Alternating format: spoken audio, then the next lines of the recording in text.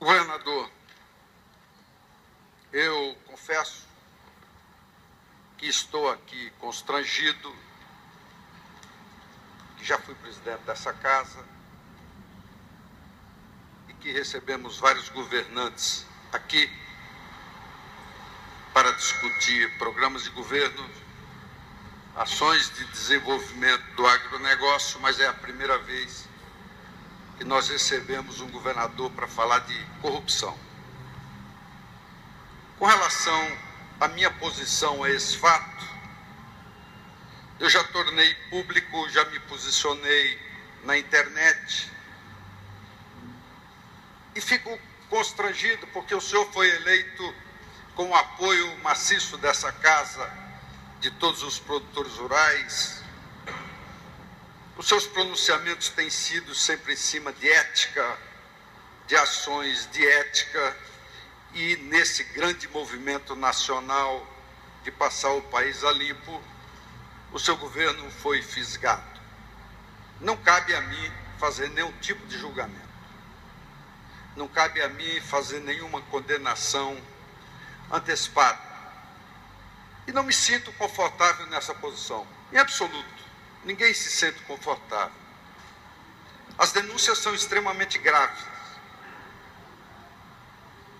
Não que o senhor criou práticas e estilos de corrupção, não.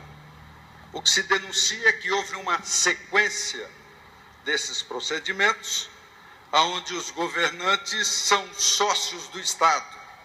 Se arrecada 1,9% para o Estado e 2%, 3% para os governantes.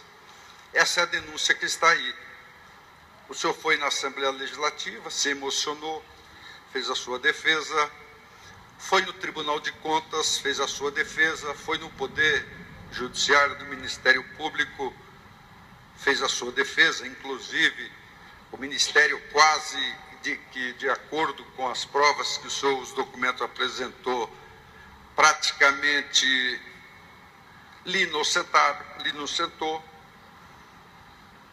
E acho que não seremos nós que iremos dar o veredito se o senhor está certo, se o senhor está errado. Na verdade, tem instâncias que vão dar prosseguimento a essas investigações, Polícia Federal, STJ. Agora, o que me preocupou, acima de qualquer acusação, foi que um procurador federal, como cidadão, fez o pedido de afastamento.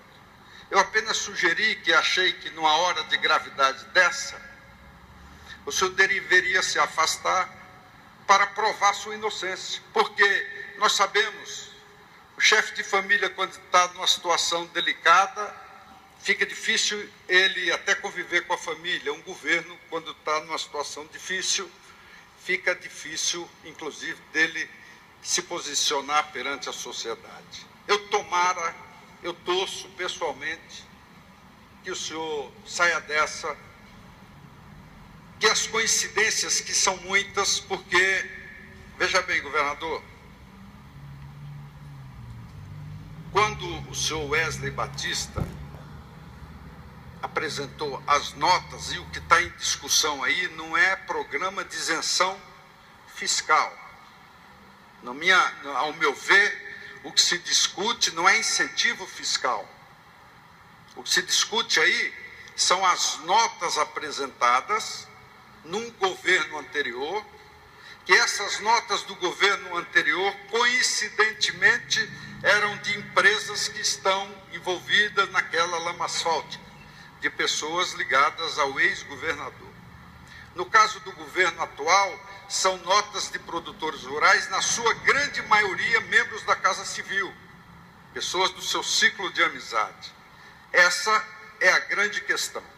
Mas como o senhor está mostrando os documentos e diz que cada um há de provar a sua culpa, eu torço sinceramente para que isso venha logo, seja resolvido, para que a sua inocência seja comprovada e que o Estado volte a andar na normalidade. A situação nossa é de extrema preocupação com relação à conduta do frigorífico JBS, ou dessa prática de monopólio. Em 1900, está aqui um documento, no dia 14 de maio de 2012, nós aqui na Crisul fizemos um movimento nacional contra o monopólio de frigorífico. Teve mais de 1000 produtores rurais, e aqui nós criamos uma entidade chamada FENAPEC, que tinha a Crisul, a Acrimate, o DR, Sociedade Rural Brasileira, Associação Brasileira de Criadores de Zebu, Associação Nacional de Produtores Bovinos, Associação de Fazendeiros de Alto Xingu, Associação de Produtores Rurais do Mato Grosso, e nesse documento nós fizemos campanha nacional contra o monopólio dos frigoríficos. A Crisul, sobre o meu comando, nós entramos no CAD representando contra o JBS e o Mafrig, e na oportunidade tive uma reunião, levei comigo o doutor Felício, o doutor Jonathan, e nós representamos ao governo federal a preocupação que nós tínhamos com esse gigantismo e a concentração desses frigoríficos.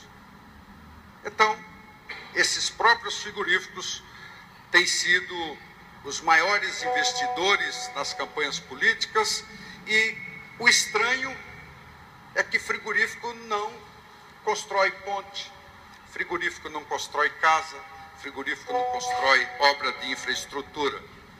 Frigorífico vende para o consumidor e são os maiores doadores das campanhas políticas. Então eu tenho certeza absoluta que esse movimento, esse momento de extrema dificuldade porque passa o país, possa ser um momento de luz para que nós possamos recomeçar com novas práticas, com novas condutas, que campanhas eleitorais volte a ser a intenção do candidato de votar no homem e nas propostas que eles acreditem, e não nesse movimento gigantesco milionário, aonde é o dinheiro que elege cidadão para nos governar. Eu torço pelo senhor, governador, e a minha posição pessoal, como conselheiro desta casa, é de aguardar as investigações, é de aguardar o fim desse processo, e continuo a pensar que o senhor deveria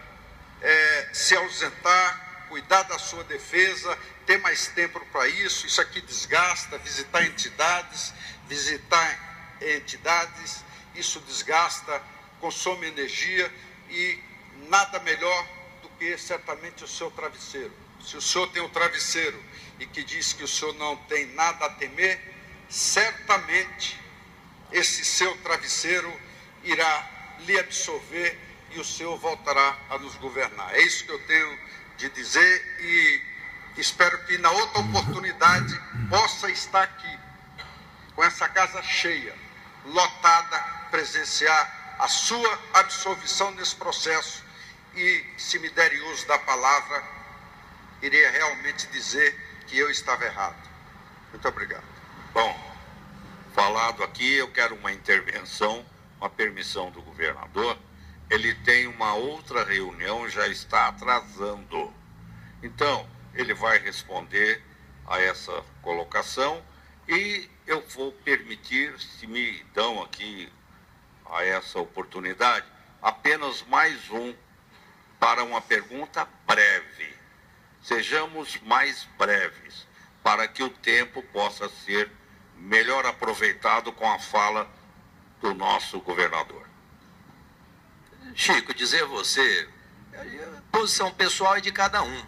Você tem a tua, eu respeito, e você tem que respeitar a minha, certo? Então, isso é uma questão, e como é posicionamento político, você sempre teve o teu e eu tive o meu. A gente, muitas vezes, não chega no denominador comum e não tem os mesmos pensamentos. Vou respeitar, já ouvi tua opinião, como tem opinião de inúmeras pessoas. Pessoas que já te condenam só porque o delator falou, tem pessoas que te absolvem, tem pessoas que que não dão direito à defesa, e vou fazer na instância que eu entendo que eu tenho que fazer. Daqui para frente, eu não vou mais visitar entidade nenhuma, vamos tocar o governo. Quem vai responder daqui para frente são os advogados.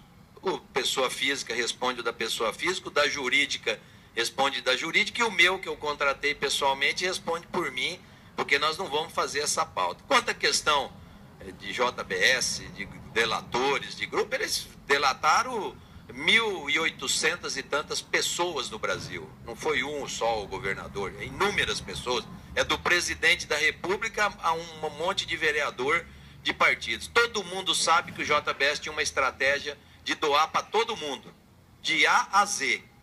Não é só para a nossa campanha, ele doou muito mais para outras campanhas também, mas era uma estratégia da empresa, não sei com qual interesse, mas tinha essa estratégia. Eu posso responder por mim e o farei com tranquilidade nas instâncias que eu entendo que eu devo resposta. Eu vou respeitar a tua opinião, como sempre respeitei, algo, não tem nada pessoal, pelo contrário, entendo, você tem o teu posicionamento, mas eu vou tocar como eu sempre entendi que eu devo tocar, respondendo, prestando contas, mostrando documento, e nas instâncias que eu for, e um dia, com certeza, a verdade sempre prevalece a mentira. Se deram muito dinheiro para eles se enriquecerem, se foi muito leniente o Ministério Público Federal com eles, sem nenhuma pena, não me diz respeito. Isso está sendo questionado pelas instâncias jurídicas lá em cima, no Supremo Tribunal e outras instâncias. Eu vou fazer a minha defesa como farei em qualquer instância que for chamada, e sempre que alguém me chamar que quiser alguma explicação, eu estarei pronto a dar, mas eu respeito a tua opinião e cada um vai tocar a sua vida como entende que deve ser.